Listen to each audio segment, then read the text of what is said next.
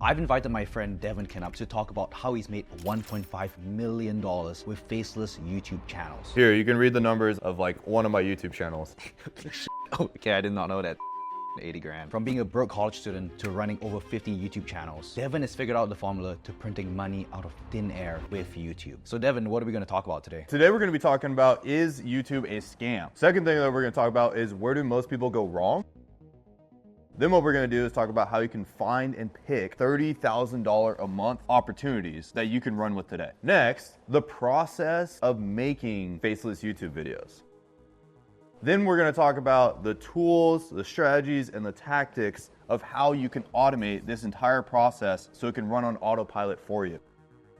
And last but not least, since we're with your boy Brian Ung over here, we're going to talk about how to make some viral faceless YouTube videos. So that way, you're not just making some money, but you can make tons of money and do this over and over again on repeat. So Devon, I was doing some research for this podcast and watching a ton of your podcasts, watching a ton of your videos. And one of the things that always comes up is Faceless YouTube a scam? So, care to address? Yeah, I love it when this conversation comes up, because it's why we're able to make so much money with Faceless YouTube, because all the skeptics out there leave so much money on the table for all of us that know that this is a valid way of making money. Business Insider, I think it was, or Goldman Sachs, was talking about how the creator economy is going to be a $500 billion industry by the year of 2027, which I think right now, I think it's like $250–300 billion industry currently. And so that's from anywhere from the likes of, people doing TikTok, you see a lot of these influencers these days, to even like a lot of the corporations are moving to these social media platforms. Yeah. And then it's just all of the business and everything that goes on here. Like, we went to Vid Summit a few months ago, and how many people were at Vid Summit? Like 2,000, I think. Yeah, and were all of them YouTubers? Yeah, a good chunk of them were YouTubers. Some of them were like Shorts creators. Some of them did TikTok and like Twitch, that kind of thing. Yeah, not even just that, but then a lot of the business behind it too. You meet like attorneys, you meet like all of these different brands that are trying to find creators to work with. Yeah. You find all these different softwares. And it's just VC companies, that kind of thing. VC companies, yeah, there's like a lot of money in this industry. Like, you're there and you're not just meeting YouTubers. You're meeting like all these people behind the scenes of the business that are there too. And it's just like all the things that are going on behind the scenes. And it was something like $30 billion was paid out just last year to the creators on YouTube, just in ad revenue off of their platform. And so if you don't know, well, I guess if you've ever watched a YouTube video, if you guys are watching this right now, if you guys don't have YouTube Premium, you're seeing some ads like while we're doing this video. And what you're doing is, you're making Brian some money over here just for making this video. Yeah. And so YouTube pays out half of the money that they make, just a little bit over half, it's 55%, to the creators. Mm-hmm. And so if this video gets, let's say, 100,000 views, then that means that Brian's going to probably make, what's your RPM? Like, you make like $800 or $1,000? Yeah. Just off of making the video. Yeah, exactly. Yeah. So not only is it like this economy is huge, and they pay out a ton of ad revenue, it's also, the other thing is YouTube actually just passed Netflix in watch time on television. Which is a pretty crazy stat to even think about, because literally everyone's on Netflix, and now kind of like the tides are shifting, where it's like YouTube is taking over TV. People are watching more YouTube videos instead of movies. Cinema is kind of dying. So this is kind of where all the attention is going towards. That's why we're even making this video in the first place. Yeah, like a lot of my channels, I look at the statistics, because you can see like the platform, like what platform people watch the video on. And some of my channels, it's as high as like 80% of the videos are being watched on television. Yeah. And so people aren't even just like sitting on the toilet scrolling on their phones anymore just to watch YouTube videos. A lot of people are replacing their cable and their television with YouTube now these days. That brings it all to the faceless route. Okay, so like obviously YouTube isn't a scam. We know that like creators make tons of money and like the opportunities there. But then where does Faceless YouTube Channels come and play? So Faceless YouTube Channels are literally just YouTube videos without a face on it. Just having an idea and just telling the idea through scripting and through finding content online, like whether it be Google Images or keyframing videos and freezing a frame and just like talking over a frame from a movie or a scene or a play on a sports game or whatever it is. Yeah. And they're just content without being on camera. Yeah, and I think like a good reason why like the Faceless YouTube face kind of gets a bad rep, because it's like, oh, it's kind of like you make Faceless YouTube videos for the reason of making money, and people get upset because they watch this crime documentary and they don't realize that they're going to sleep to it, and it's actually a Faceless channel and there's people making money behind it. But it's kind of just so happens like, okay, people make videos and just so happens they kind of make money just because of where the creator economy is trending. Probably 70% of the videos on YouTube are faceless typically. Just different content, different videos, and a lot of times it's easier to get out. And this is just a model I think people naturally found. It was just, they're just putting videos out. And then, you start to realize, you're like, oh, I don't have to be the one doing the voiceovers or being on camera. You can outsource that. I don't have to be the person writing the scripts. Someone else can write the scripts. I don't have to be the person coming up with the video ideas anymore. Someone else can come up with the ideas. You realize that then all just entirely becomes a business at the end of the day. Yeah. And if you have systems and processes, then you can have other people run those systems and processes, and they can make the entire production, make the videos for you. Yeah. So like, when does it kind of turn into a scam? And like, why do people think that it's such a scam? Because, when you look at a lot of the podcasts that you do and all of the comments, everyone says, oh, this guy's trying to sell a course, this guy's trying to blah, blah, blah, right? People like call you a scammer. Like, pretty much anyone in the space who kind of helps people grow faceless YouTube channels is considered a scammer. But, you took me around and you showed me everything, and I've been here in Orange County. It's been really cool. And I don't think so. I know a lot of people within the faceless YouTube space that run very legit businesses, very legit channels, all these branded channels that they've grown to like millions of subscribers. So where do you think kind of gets a better rep? Yeah, so that brings us into the next point, honestly. Yeah. Which is, where do most people go wrong? Because where you're getting a lot of this kind of like, this accusations of like scam or like, this opportunity isn't like something that's legitimate, is a lot of people, you go into the Reddit threads, man, you go on Reddit, and you meet some interesting people when you go on Reddit. You're meeting all these people that are finding every reason to say why something doesn't work. And so if you're going on Reddit, you're finding like, all the, like, you don't see the people that are successful shouting on Reddit, hey, I just made, $3 million off of YouTube. Yeah. This is exactly how I did it on Reddit, Yeah. It's a forum where people go to complain. They go to find problems and they go to talk about their problems. Yeah. And so where a lot of people go wrong is that they're doing a lot of the old bull tactics that, maybe you could have gone away with like 7 years ago, 8 years ago, 10 years ago when YouTube was a lot more recent of a platform, which is where people are doing things like they're doing like meditation channels, or they're doing things like compilations where they're just literally stealing other people's content and they're just re-uploading it in like top 10 plays or something like that. Or they're just like literally just taking other people's content online, putting it together, and then just uploading it. Yeah. And I think there's a few people in the beginning stages of when Faceless YouTube was kind of a thing. Yeah. That's what they pitched because it was so like low barrier to entry. Anybody can start making videos. You can start uploading it, and it just sounded good. But I think anything that sounds too good is like, you should have your walls up. But like, some things sound too good to be true. Like you should be skeptical. Yeah. And so a lot of people, what they're doing is they're teaching like, okay, just steal other people's content, which is like illegal. You can get sued for that. You're not going to get sued on YouTube, but you can get your channel taken down. Yeah, copyright strike, yeah. Yeah, or, if they're doing some sort of crime channel, they're doing like some sort of like R-rated content, where it's like YouTube is a platform for, it has advertisers. If you're talking about drugs and drinking and like, people dying in your videos, that's not what they want on their platform. Exactly. They have advertisers. Like I just told you, there's like whatever billions of dollars in this industry. Like there's huge stakes that they have. They just can't have this content on there. Or then you get people that just like upload a bunch of videos and then, maybe one of them has success. Maybe they finally get monetized. They make like $50 and then they're like, it's a scam. I tried it. I did it. And I made $50. It's a scam. People aren't actually making money. And it's easier for people to tell themselves the lie that like this isn't actually possible than for them to face the hard truth that they actually have a skill issue and that they actually don't know how to make videos that can get results on YouTube.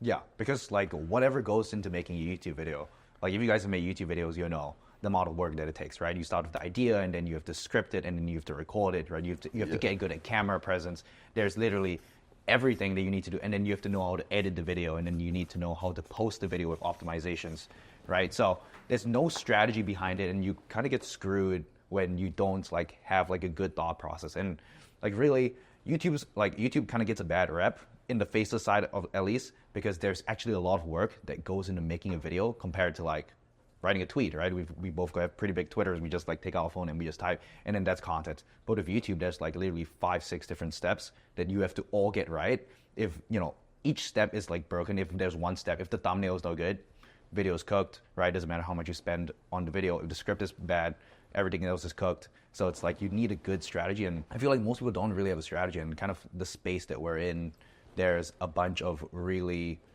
strong strategists. There's a bunch of really good YouTubers who know ideas, who know, who understand retention, who understand storytelling. And kind of only when you have all of those skills together can you like actually grow. It's just like there's a huge learning curve when it comes to all of this, like just even us doing this podcast. There's like, how many scripts have you written? Like hundreds, if not thousands at this point. Yeah. And it's just like each of the stages, which we'll go into, like how you can make the videos. There's so many steps that go into all of this. But what's cool, what we're going to talk about inside of here, is you don't have to have any strategy. You just have to be focused on the one thing, which is the idea.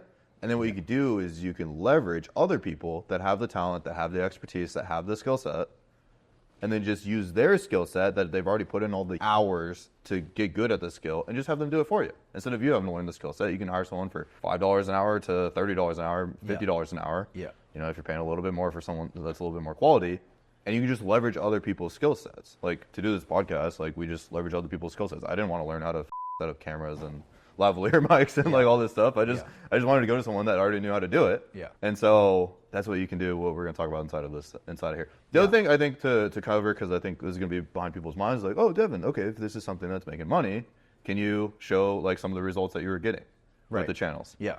And then why don't you share some of your channels?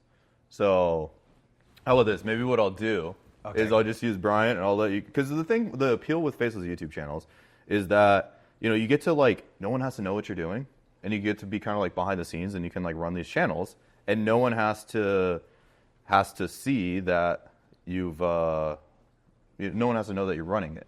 Yeah. And there's like such an appeal to that. And then whenever I do share some of my channels, like people go and like rip it off, or they just go make mirror images of it, and then it just creates more competition for myself. And one time it got leaked to one of the channels I did, and literally like overnight, like there was like hundreds of people online making the same exact videos. Yeah, you mentioned that you went from like 70 grand a month to like 3 grand a month in like a lot. It was like, oh, that's actually like kind of what happens when you reveal a niche. Everyone just jumps on it, it becomes saturated, and then you kind of need to find a new mode afterwards. And you really get screwed because faceless channels, like you don't need to show your face. You kind of just need to build a team in order to get there, plus really strong ideation. Yeah. So here, you can read the numbers on this of one of the ad revenue of like one of my YouTube channels. Okay, I did not know that. 780 grand. Yeah. Okay. Yeah. So that's one of the channels. Okay, that's that I've channel. Ran. Yeah. Okay. I didn't even know that. Goddamn. Yeah. So I ran that channel, and then here's another one. I'll show these two. And over the years, like YouTube policy has changed over time. So some of the channels I ran in the past, they're not so eligible for monetization. So you guys have to be ahead of the curve. Yeah. Now it's not something you have to be like crazy involved. It's like I probably put a couple hours a month into this. But, and here's another one that we started a little bit more recently. Yeah, pretty good, 262 grand. Yeah, so just out of those two channels, I just showed you about like $1 million in revenue. Oh, yeah. Off of purely just ad revenue. That's not including brand deals. Like I get on that first channel, some of the videos, we'll have brands pay us anywhere from like $3,000 to $8,000. Yeah. For us to shout them out in their videos. Right, yeah, sponsorships, yeah. Cool. Yeah, I'm excited to talk about the ideation part because most people don't even notice, but like we don't just like sit down and like record a pod like this. Like yesterday, we were at the dinner table for like 2 hours, just like scrolling our phones, looking for outliers, like looking at how we can package the video, how we can like figure out the angle of the video. So there's actually like a lot of thought process that kind of goes into even something like this. We just sit down with a whiteboard. Like that's just kind of not the case. So like let's dive into how you can find 30K a month profitable niches, and then from there, how can you find video ideas within those niches that are high performing? I get a lot of pushback from people that work with me that I help them go through this process, and I'm really particular on this. You can kind of get a little bit rough around the edges if you want to like try to just find some opportunities a little bit faster. Yeah. But if I'm getting into something, I want to make money pretty quickly because I don't want to just make $5,000 a month on a YouTube channel at this stage in my life. Like it just doesn't really mean anything to me. It's almost a waste of time at that point to build a YouTube channel for it to take 6 months to make $5 grand a month. Right. So what I'm looking for, usually this is my mindset, at least of me jumping into something, it has to make 30K a month in a decent time frame. Okay. Maximum 12 months, preferably if I can get to 30K a month in like 6 months or so. Okay. Like that'd be an ideal scenario for me getting into something like something worth my time. Okay. For other people, you can change the number and apply this exact same principle to it. But what I'll tell you is just like, if someone's making 30 grand a month, there's no reason you can't make like 5 grand a month off of this. Find someone that's making 30K. Yeah. And so, as corny as it is, what you need to do is how to find 30K a month opportunities. Step one is find channels that are making 30K a month. And my handwriting is atrocious sometimes. It's the cons of being left-handed. But yeah, so the first thing you want to do is you want to find channels that are making 30K a month already. And so what 30K a month is, due to inflation, due to like a lot of advertisers getting in and the size of YouTube now, I would just do, most channels you can do like a $5, what's called a $5 RPM. Most niches, most channels out there that you'll find, they may not be making 5, maybe they're making 3, but there's ways you can always make more money. Yeah. If like you can always get your RPMs up, or a lot of times they're making more than this too. Yeah, and just explain real quick what's RPM. So RPM is revenue per mil. Yeah. And mil is Latin for 1,000. Yeah. So if you have a $5 RPM, that means you're getting $5 per 1,000 views. Yes. So how this works out, how the math scribbles out, is if you're trying to find a channel that's making 30K a month, then you need channels that are getting anywhere from like 4 to 8 million views a month. Yeah. Basically. Yeah. So a 30K a month channel is one that's 30K divided by a $5 RPM. This math shakes out to 6 million. And there's ways too where you can get like 1 million views a month and still make 30K, like 2 million views a month and make 30K a month. Get like $15 RPMs and stuff in the same niche. Yeah. But this is like a good thing for people to look here. So what you need to find, this is basically your formula right here. You need to find channels that are getting 6 million views. Now, that being said, make sure it's with long format views. Yeah. Not short form. Because short form, you're going to add like 2 zeros to this. So you'd have to get like 600 million views a month to make 30 grand a month. So they want to make sure that they're long form videos. And what that means is just like videos that are like 8 minutes long or longer. Because then you can start playing mid-rolls and you have more session time. So more people are watching more ads when they watch your videos. Yeah. So we're getting really nerdy on this. This is where we're starting to lose people, hopefully not. So this is the basis. So this is what we're looking for. Channels that are getting 6 million views a month in long form videos. So then the other thing is then I attach the time outcome to what I'm trying to achieve. So how fast do I want to make 30K a month?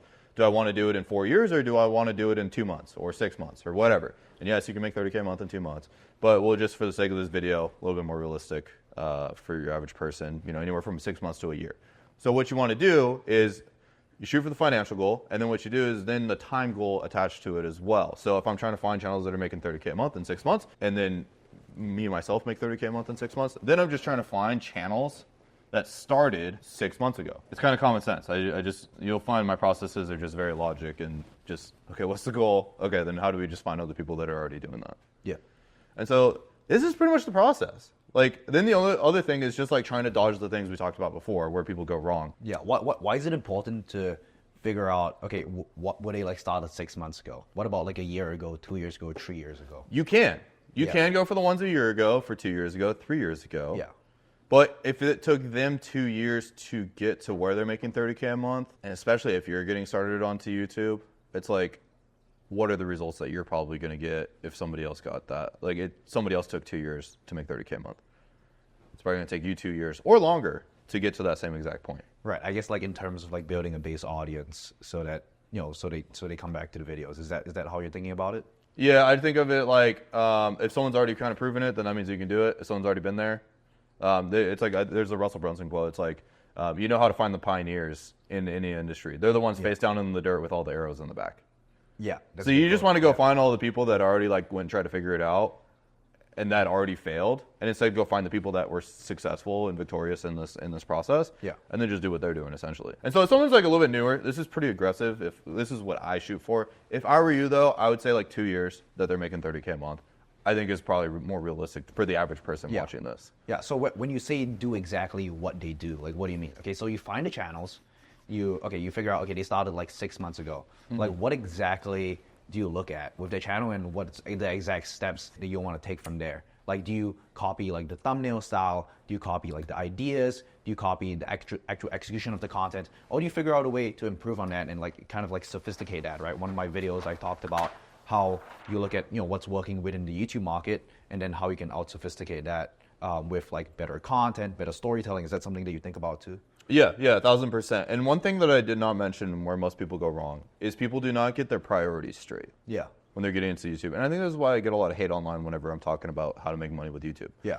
And like do it as a business, to go find freelancers online to like have other people make the videos for you. They feel like people feel like I'm just extracting money out of this. Is I'm going to ask you this question. This is the same question I ask every person that pays me a ton of money to like help them go through this process and like have the highest likelihood of success. Is, are you in this for the purpose of doing something you're passionate about, or are you doing this for profit? Right. There's no wrong answer here. You just need to be like straight with yourself. Not that you can't have both. You can be profitable and do something that you're interested in, passionate about. Yeah. But when you're getting started, to find those things, it's going to take you a long time, and by the time you finally find it, the opportunity's already gone. Right. You know, and it's just like a lot of people, it's like it would probably mean the world to you if you could quit your job. It would mean the world to you if you didn't have to work 40 hours a week. It would mean the world to you if you didn't have to work, even some people, 60, 70, 80 hours a week, 100 hours a week, if you didn't have to do that anymore. Right. And so most people I know, and this is the people I usually work with, are the ones that are like in it to better themselves or to better their life. Yeah. And now doing fun passion projects are cool, but eventually though, it's like you either have to have a ton of money to fund this thing because you're gonna have to put a lot of money into it with like no outcome or at least for a longer period of time. Or I always recommend people go to where they profit first, and then when they're making money, then they can kind of lean it in towards, you know, the things that they are passionate about a little bit more. Yeah, exactly. I have a writer who exactly did this. I have a writer who runs like a personal brand channel, kind of like Faceless, but it's him talking about copywriting. And he built an email list off of that. He grew his channel to like things like 3K subscribers now. Just like literally pure PowerPoint. He doesn't show his face and he just talks like copywriting tips, 3-4 minute videos. He got a video that got like 50K views, something like that. And then he built an email list and then he sold a copywriting course at the back of it. And it's like, oh, and he came and told me, he's like, oh, actually what I really want to do is run Faceless channels. So he just takes all of that money from, you know, talking about copywriting because it's something that he was really good at. And he just pumped all of that into now he's running a bunch of AI channels with like all of that ChatGPT stuff, AI Faceless channels. And then he's pumping that into like more branded channels that's like more longer term. So he kind of started with this. He's like, oh, I actually really like doing this. And he like swings here. And then eventually it doesn't mean you can't swing back. Right? Yeah. Exactly. Yeah, I think get your money right first is like first and foremost, most important to most people, because then that means you can truly express yourself in the art. And then you're also learning the skills along the way as well. Then you're starting to like, oh, this is what it's like to write a script. This is what Brian means when he's saying write a hook. This is what Brian means when he's talking about payoffs and creating open loops and going through his story structure and CTAing and transitions. You know, all of that sounds good in theory, but and then until you actually do the work and modeling something that's already out there, that's already effective, then you're like, oh, I get it now. Then you can kind of start to get creative because then you can play with the dynamics and whatnot. Yeah, exactly. I think people think that, oh, when they start making their first YouTube video, it's like, oh, I'm going to love this YouTube video. But like really a lot of times like you suck at it and people tend to hate what they suck at, right? Mm-hmm. So it's like, okay, eventually as you make more videos, you tend to get good at that and then who knows, profit can turn into passion, right? It's kind of why I'm running this channel. This is why I fly out here to have good conversations like these that are interesting and, you know, that like light up a fire in me because, you know, kind of eventually you find a mix of it once you're good at one thing. Yeah. So, and I think you're just being real with yourself, and I get it if you want to do this as a hobby, but it's just like, it can be something to make you serious money, and that's who I like to work with and help out. Like people that want to make some serious money. If you want to be passionate, then you have to have a big budget, and I like working with those people too, because they're a little bit less stressed on like, hey Devin, why is my video not getting views, you know, that I just put a shit ton of money into. Yeah. And then you talk to them, they're like 20 grand in the hole, and then they're just like, dude, why am I not making any money? And it's like, because you're being too creative. You're trying to come up with something new. Okay, so now you found a niche, right? You found like kind of the time frame. So what do you do from there? Like, what's the exact process of making a video based on that knowledge of the niche? Based on the knowledge of the niche. Okay. So what I recommend is, and I have every person that I work with do this, is I have them build a whole database of what's working in the marketplace. Yeah. So what you want to do is you want to like, and this is something you should do like at least like once a month, but if not weekly. Yeah.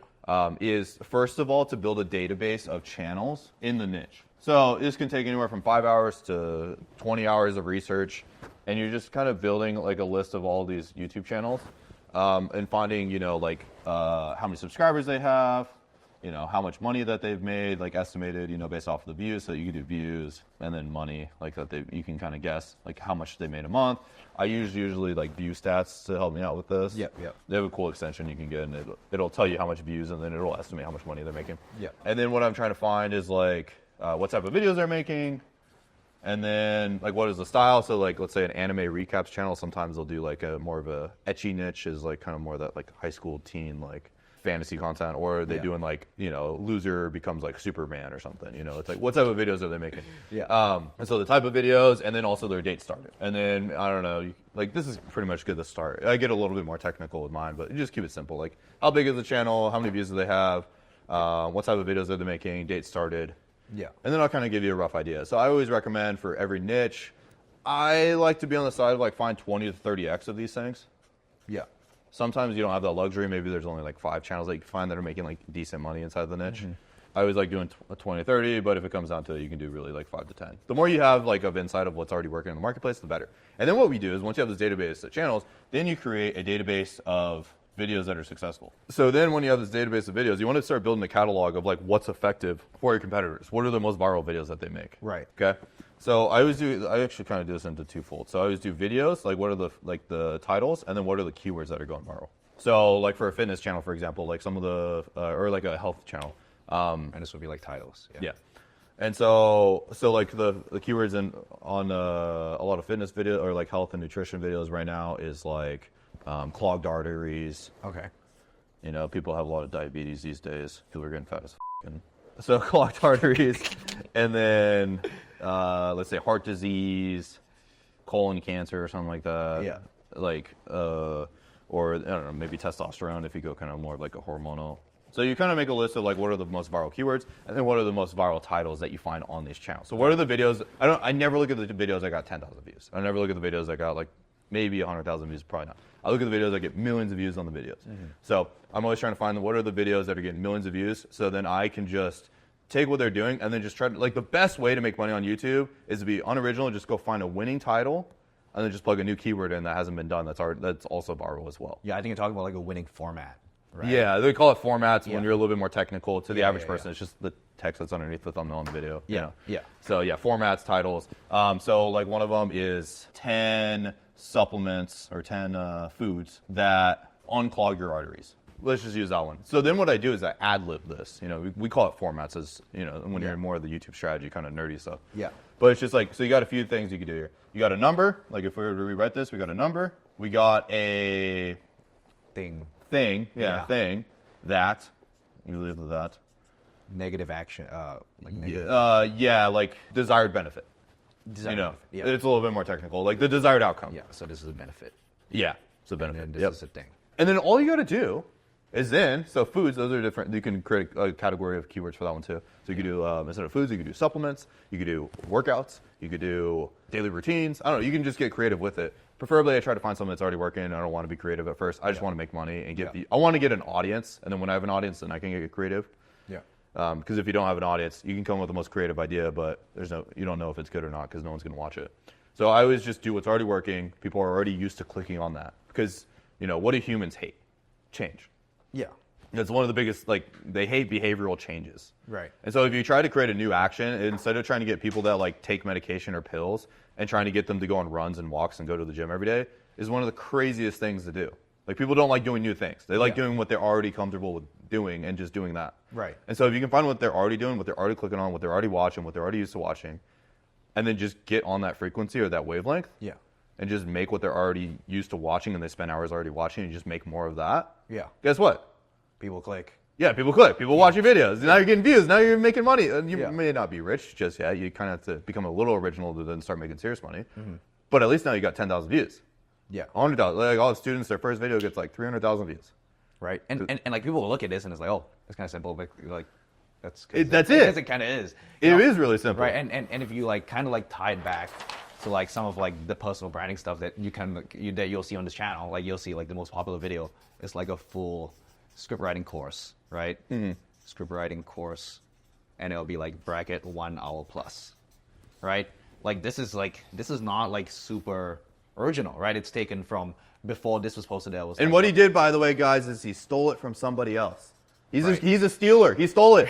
Like it's kind of stealing, but you like put your own spin on it, right? So if you kind of look, that was like the full growth. I got the FBI in the way right now, bro. Yeah. Full growth operating course. So like that was a full growth operating course. You asshole, dude. You're a douchebag, dude. You should go to jail. Like actual, right? Like it's kind of a crazy concept that you find all of these, what he was talking about, like these formats, like format outliers and like, okay, like what keywords really worked. And like, okay, this is my niche and my brand. Kind of just replace it, and then you get 160K views, right? And that kind of just happens on its own. Yeah, so, you make a ton of money. Yeah, you like kind of oversimplify this, right? But it kind of is that simple, and not every time will it guaranteed hit. Not every single video will be. That's why I usually tell people on calls, it's like one of your first 5 videos. Typically you'll get a good result as long as the video is not like awful. It's like for the worst audio ever or whatever. Like you'll get views.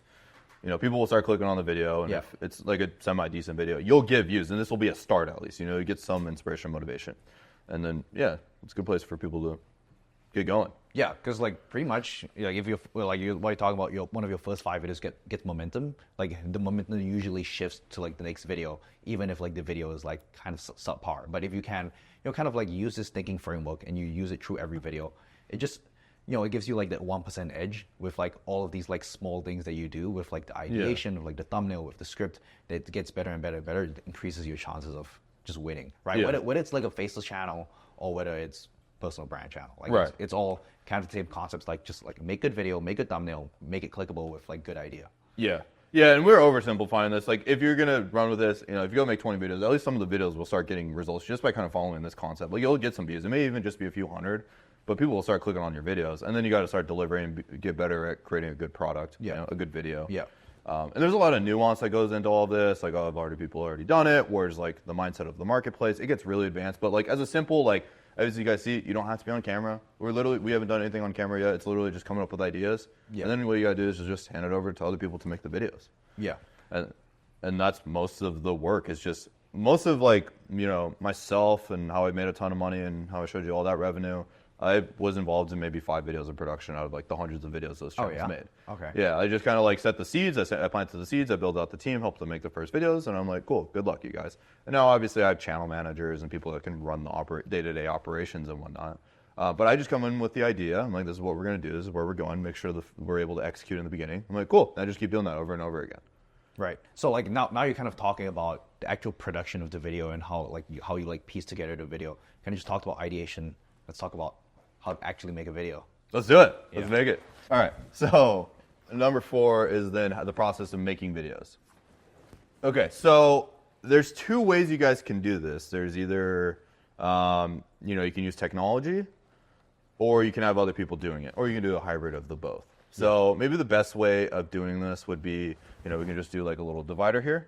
And then, so we'll do it like super do it yourself, call it like DIY.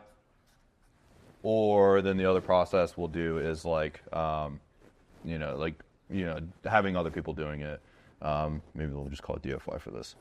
I know it's not the best way of putting it, but done for you, do it yourself. Sure, let's call it that.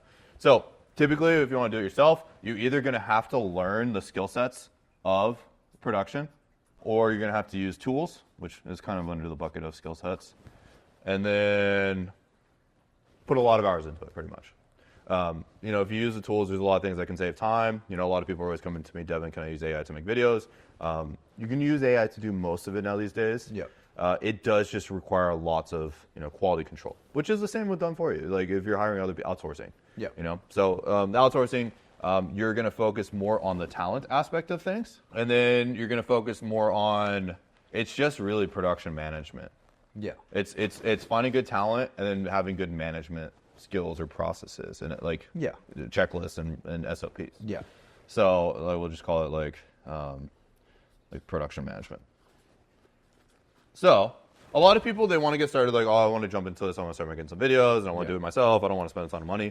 I'm going to walk you through like how you can go and do that. But what's going to happen is you'll end up like me, where I got to where I was making $40,000 a month doing everything myself. Yeah. I was making videos all day. Literally, I was so tired. I'd be like laying on a couch like we have behind us, and I would just have my laptop on my chest, just like freaking making videos all day, because I was just so burnt out of making these videos. Mm-hmm. And then eventually I had to really get good at this skill set, which then I basically started over the learning curve, and I had to go learn all this. So what I always recommend people is like, just start doing this. Maybe you can do a little bit of a hybrid, but at least then when you start making a ton of money with this, you already have the team, you already know how to manage people, and then you can just delegate it like a lot sooner. Yeah. Each process, there's like basically 4 components of a video. Mm-hmm.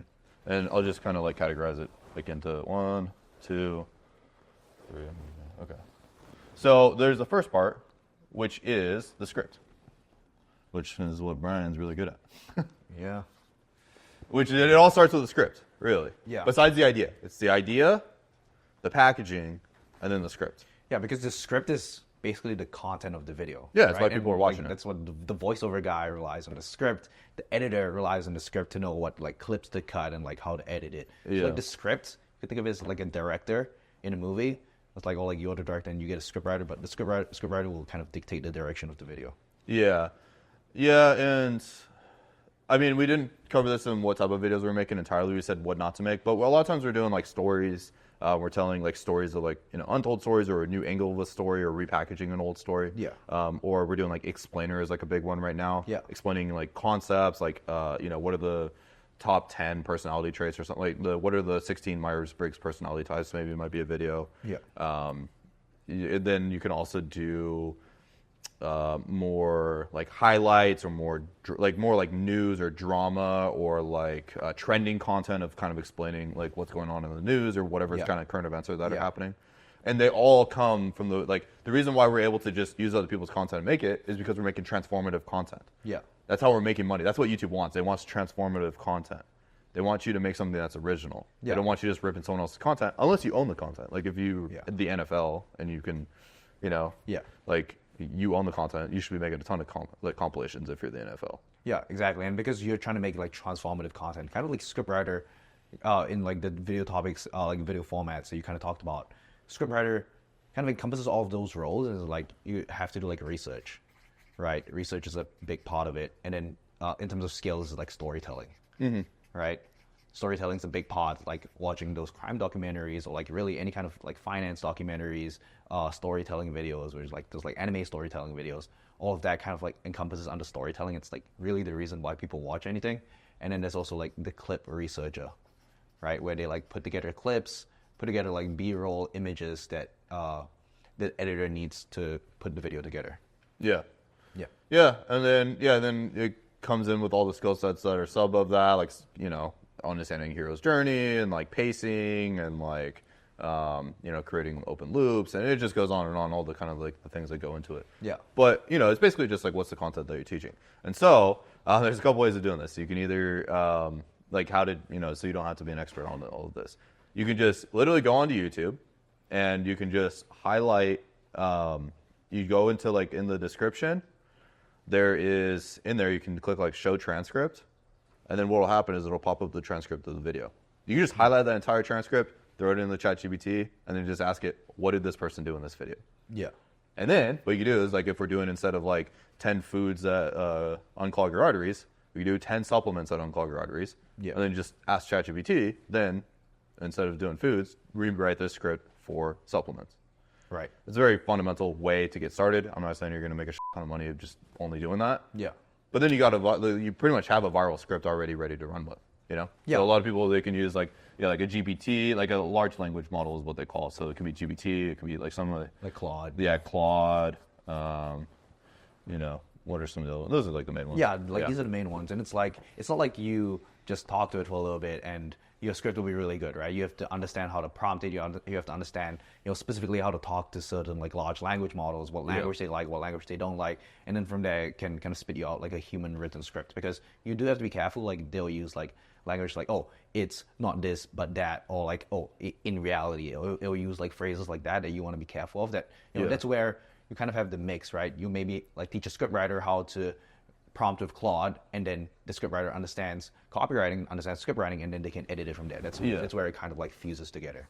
Yeah, and that was going to bring me over to the next point. Is like, you know, this is kind of everything that you're kind of doing when you're making a video. It sounds pretty complicated. That's why I don't write scripts, honestly. I either hire someone like Brian, or I'll hire someone to write the freelance. I stare at a freaking script for longer than 10 minutes, and I feel like I'm like already wanting to go do something. I'm so scatterbrained, you know. So I like to just, hey, can you go do the 2 hours of sitting down and writing this thing? Let me read it, tell you why I like it or why I don't like it, and then go redo it if I don't like it or something, you know.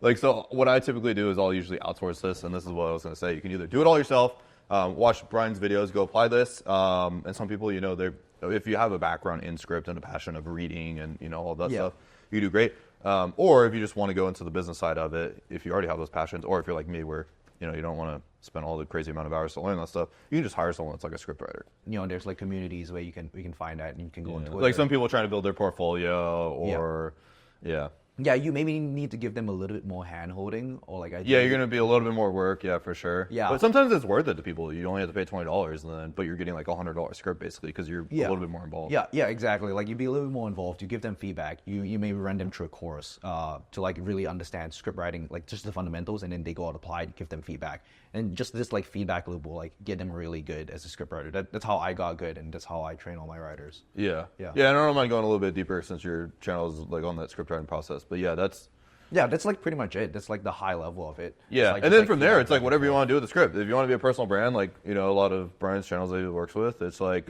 that's literally it's the basis of a YouTube video. Yeah. The only difference that we do as a Faceless channel is then we just do what's known as like voiceovers. Okay, and so for voiceovers, you have two options, and I'm honestly kind of gravitating more towards the do-it-yourself route instead of always hiring voice actors now these days, because we have softwares like 11 Labs actually is a huge one. We probably make 11 Labs a ton of money with all the people that we send to them. Yeah. But yeah, 11 Labs is a great one. They have like so many voices, and don't just take like some AI voice. Like use things that are adjust the settings. You can make it sound more human. You can play with it and make it sound like a real person's doing the voiceover. Or the other option is then you can do like hire a voice actor. So I do both. I'm kind of in this in-between stage. I have voice actors that I work with. I kind of still like working with voice actors. It's a lot easier to kind of run with. And what you do is you can use voice actors and then use 11 Labs to doctor up the content to make it a little bit more enthusiastic in some parts.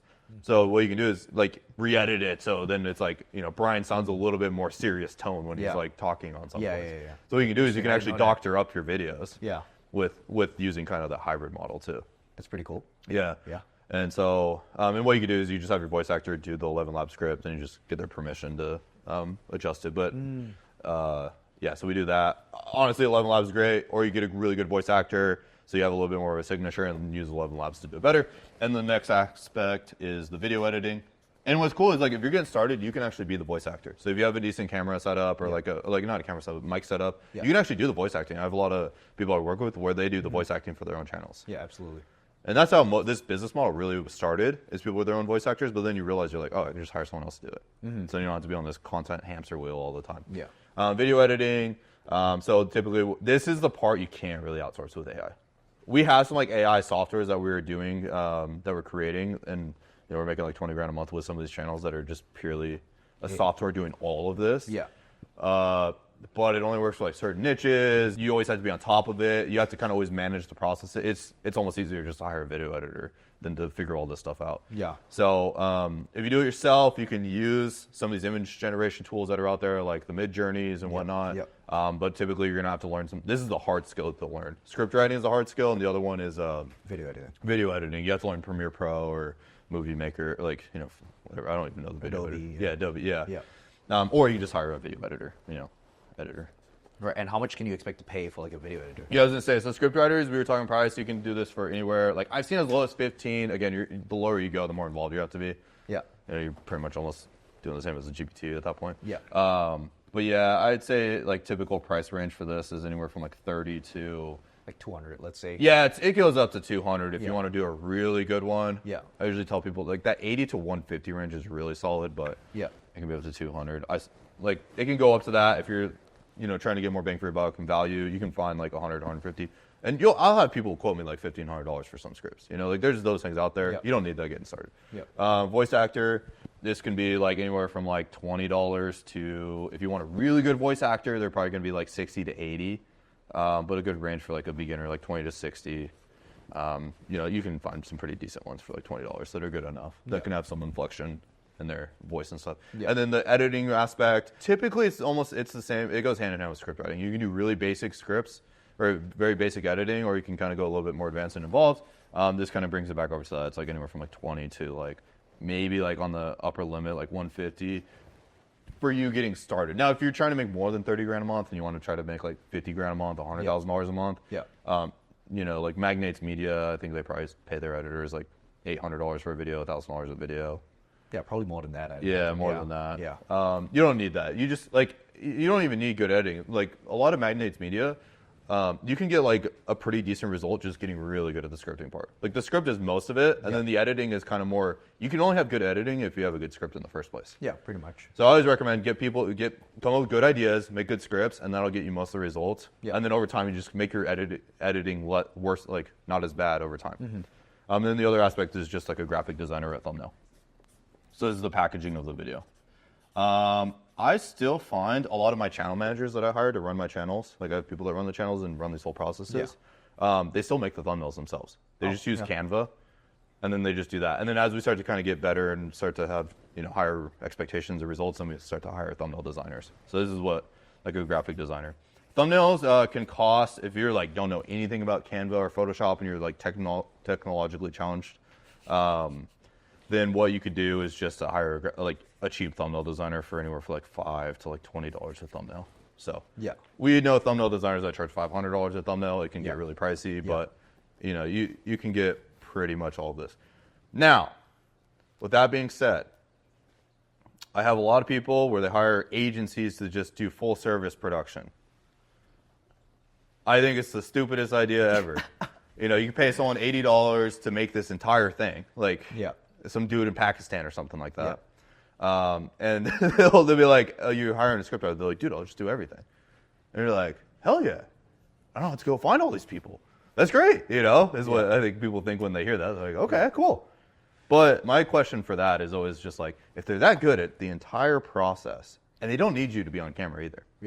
Why don't they just go run their own channels at that point if they're that good? Yeah, exactly. Like, where's the gap in the market? Like, where's the gap that they have? Like, there is no gap. Like, they're just trying to take extract as much money as they can from you. Yeah, and then they're exploiting, like, if they charge $80 for all of this, how much are they paying to people? They're paying like $10. Yeah, they're like set like insane margins is what they do. Like, I've talked to some people that run those agencies. Oh yeah, that's crazy. And I like the one, like, I get if they're an editing agency. And they'll pump out a ton of edits, and you got to provide the other aspects. Maybe they'll do the 11 laps for you too, or something. But for them to do everything, it's like, what value do they provide at the table at that point? Unless they're really expensive, you know. Maybe then it starts to kind of make sense. But even then, it's like, it's a terrible idea. And so I recommend hiring each individual role. And then typically what happens is, people that have lots of success with this is they are, again, finding really good talent. Like finding valuable talent. So people that are $30 a script, that should be charging $150 or like $100.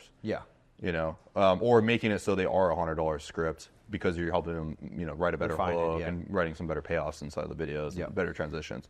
Voice actors usually pretty cheap, and you're just kind of like, and then the editing, you're making sure that part's good. It's usually these two are kind of like the most involved roles. The rest is pretty whatever. Thumbnails, you can do Canva was like the software, and then video, like any video editing software. I always find people off of Upwork. Is where I find. I've hired over like 300-400 people off of Upwork. I like Upwork. I know a lot of people don't like it. The main thing I say about Upwork is throw up more job posts. Most people do throw up one job post, and then they'll look at the candidates and be like, candidates suck. I can't find anybody. Give up. Or they hired someone off of like the first job post. The students that I find, or like the people I work with that like get to where they're making $60,000, $80,000 a month, $100,000 a month with their channels. What do you think they spend all day doing? On Upwork. Just like on Upwork. Messaging people on Upwork. Yeah, they're literally just finding talent all day and coming up with good ideas. That's all they do. Literally like 40 hours a week just on those two things. That makes sense, yeah. And that's how they get to where they're making $60,000, $80,000 a month. They're just all day finding the best talent that they can possibly find, and then just finding out what are the best videos to make and watching those videos, and then, adjusting their content to like what's working in the market. Yeah, that makes sense, because like finding talent is like the highest leverage thing that you can do when you're running like a Faceless channel, because they're the ones doing the doing, right? And like if you're not going to be involved, if you're not going to be the one writing script, if you're not going to be the one video editing, kind of do the high leverage thing, which is like ideas, which is what makes the video perform in the first place, and then the talent, which like, okay, when you get enough talents, you can just scale up all of these channels because you have people who know how to do it. Yeah. And so where do you find the talent? I'll write these out real quick for you. Where do you find the talent? Upwork. How you manage the production. You do that off of, I use like, you can use any sort of Kanban like view. a Trello. I use Trello. It's free. You can use Asana. You can use Monday. It doesn't really, just use Trello. It's simple. I've used it for years. And it's just fine. Do not use a notepad. Like, please do not be that person. I get on all calls with all these people all the time. They just use a freaking pen and paper, and then they track everything on there. Like, I get it, simplicity, maybe you're the only one running it. That is the least outsourceable thing. If your goal is to make this like an automated business, like something like a real business, like don't do pen and paper, do a Trello board. It's free. Just start learning how to use it now.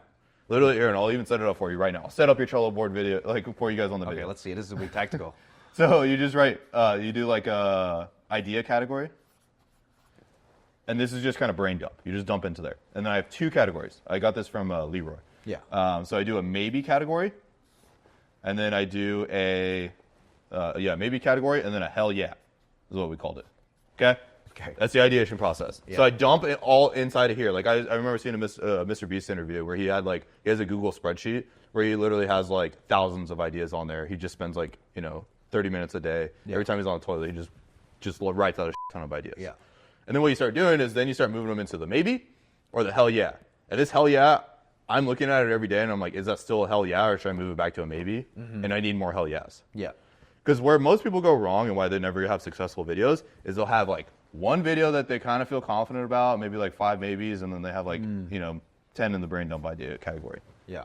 What we were talking about with the students that make $100,000 a month, what they typically have is they have like a whole the next 3 months planned out of videos. Okay, interesting. Like they have like 30 ideas in the hell yeah category. Yeah.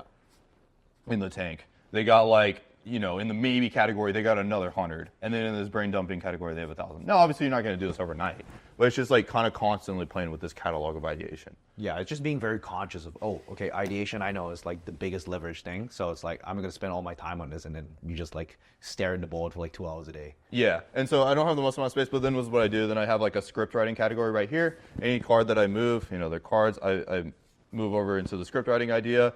That means it's in production. Yep. And then I always have, after every single one, a script writing QC. So when they're done with it, they move it over to the SQC. Yeah, SQC is like a quality check. Quality check. Yeah. Always quality check everything. Never just like take a script and be like, hell yeah, we're going to be rich as and we're going to make a ton of money. Yeah. Like, go read the script. Is it good? Like, do you like it? Would you watch that video? Mm-hmm. And then let's just pretend it goes out. Then the next part would then be like voiceover.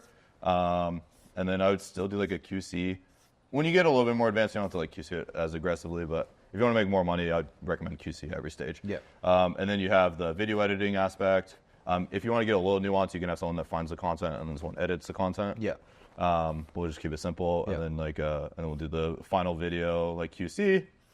And then sometimes there's 2 ways you could do the thumbnail. When you get a little more advanced, you want to make sure you have the thumbnail when you have the idea already kind of pre-planned. Yeah. And kind of get the thumbnail done before you even put it into production. Yeah. You can still get away with doing the thumbnail at the end if you already have a good reference idea and stuff, and when you're kind of getting started. So you can have just the thumbnail category here, and then done / like upload. So imagine this is all one view.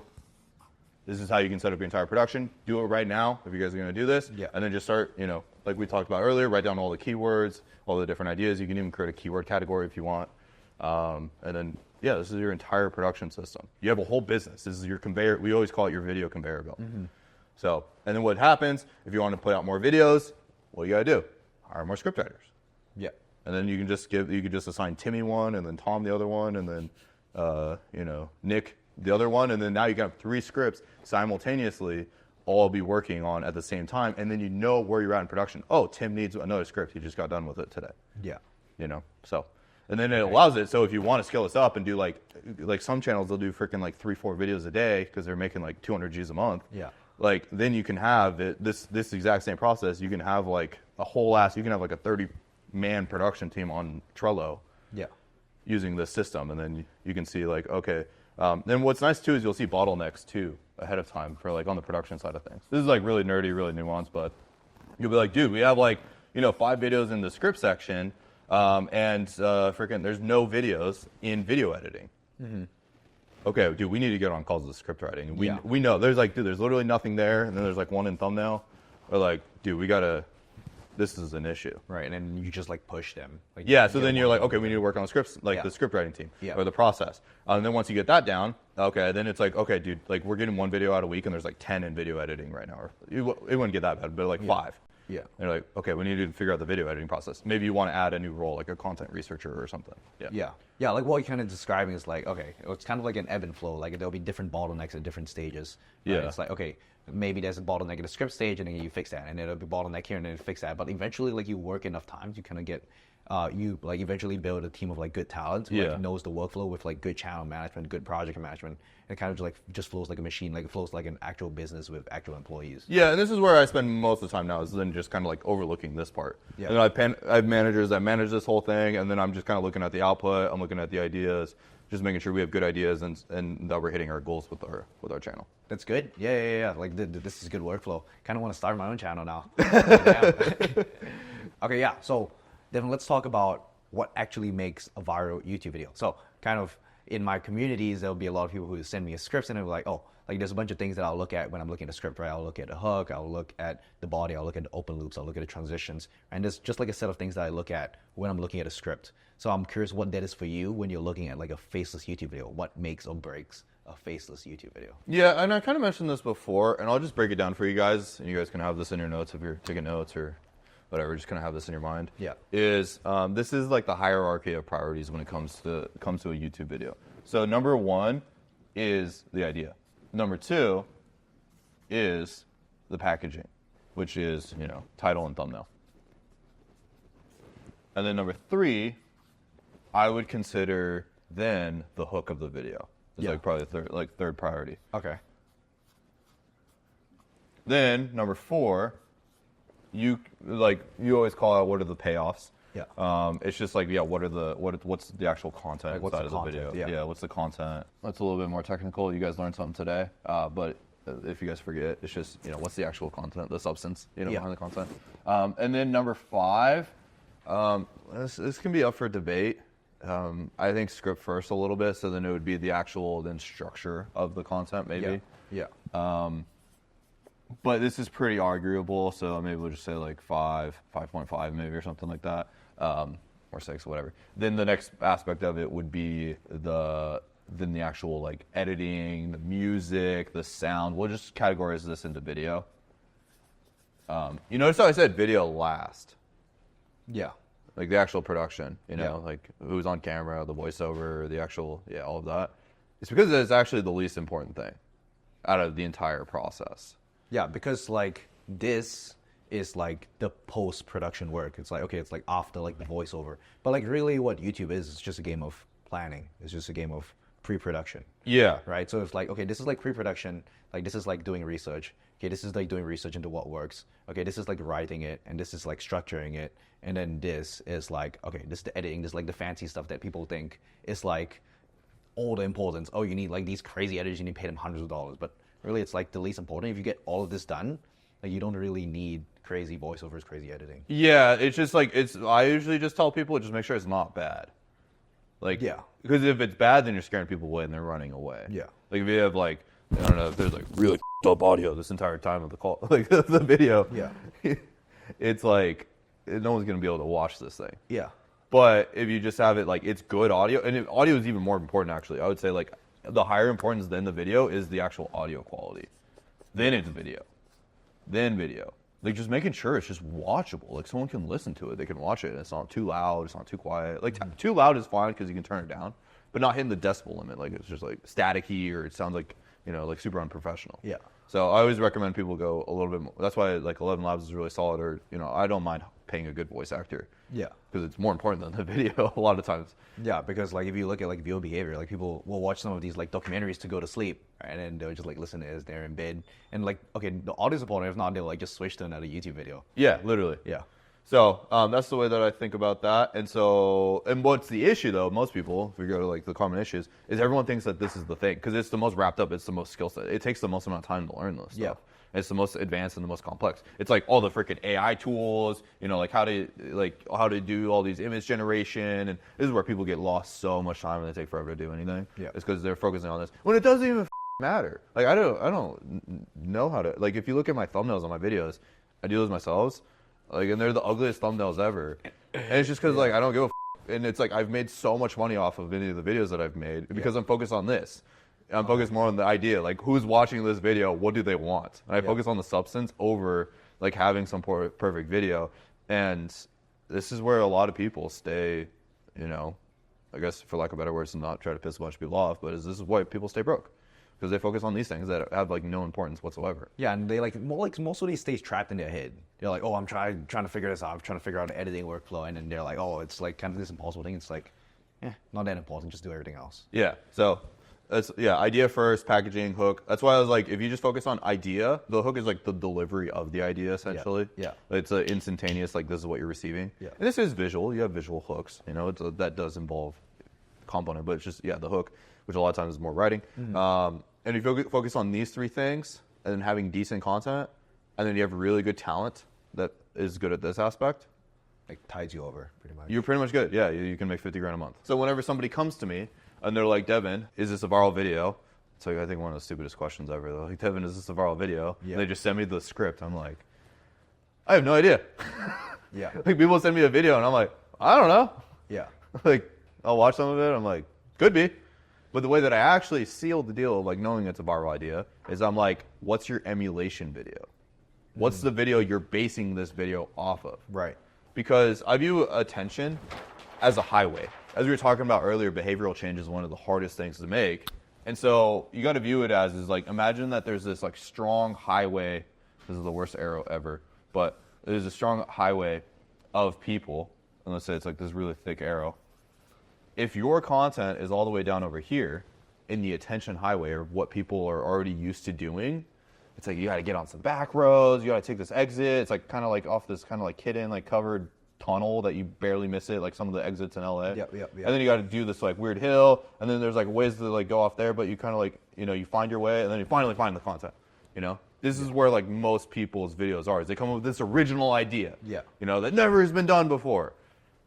But it's just like, for people to even want to click on the video or for them to want it is like one of the hardest things. Yeah. When you're driving on the freeway, what do you see? You see lots of billboards that are right off of the highway. Okay. Yeah. That are like, I don't know, let's just say it says like Walmart or something. You know, you're like the amount of attention that's being seen on this is like, okay, everybody's already driving here. Like, oh, I forgot, I need to pick up groceries or I need to go pick up whatever the thing. How much business do you think Walmart gets versus this little like mom and pop store that's like 10 miles off of the freeway that's like up some windy ass road that's kind of hard to find? Right, exactly. And this is kind of like ties back to like people being, oh, I want to do it for passion, I want to do it for like creativity, right? Like most of the times you just like land here. Sometimes you'll land here, right? But most times, okay, if you just like close your eyes, dot, oh, I got a really good idea, you know, you and the it's like literally just like blindfold, and I'm just like, oh, I wasn't even close. Yeah. It's basically the same thing that people are going through if they're coming up with creative ideas. Yeah. Versus, oh, hey, Walmart has a sign right here that's like crushing it. You know, they get lots of traffic. There's lots of attention right here. Yeah. You're like, let's do a criminal or like a defense attorney for car accidents right here too. Yeah. You know, you see like when you drive around, you see all these like accident attorneys, like signs. It's because it's like, oh, the attention's here. That's what people are already doing. They already want it. They're on the freeway. Yeah. So just give them more of what they already want or what they're already looking for. And so the way that we validate this is what are the videos that are getting all of the traffic? What are the videos that are getting 1 million views in 2 weeks?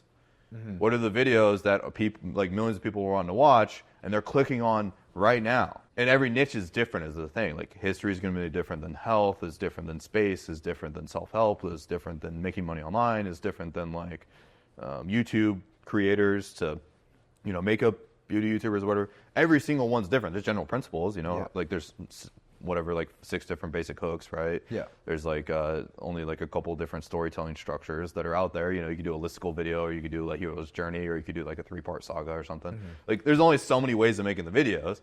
But what is it that people are reacting to in your niche specifically? Like what's going viral? Yeah. And I think like once you like really figure that out, and you know, it's like not a crazy concept to grasp, but it's just the level of awareness that you have. Yeah. It's like, oh, okay. Like when you are aware that, okay, actually like every video, like, you know, everything's a remix, right? Every video that actually pops off is on this attention highway.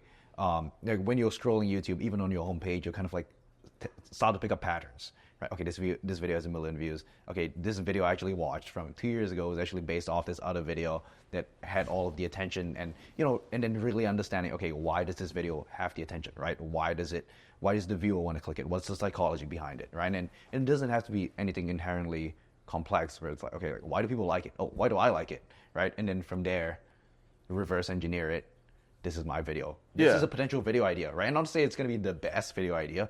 It's a potential video idea. And then you kind of go through the process of idea, maybe to hell yeah, all the way to a finished video.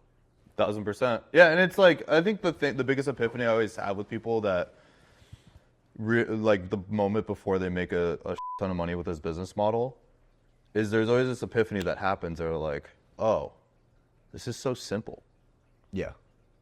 And it's like they fight it a little bit. They're like, it's too simple. It can't be that. It can't be that. It can't be that idea. Like, I can't go do that. That's too simple. I need to put in more work. I need to deserve this money. Yeah.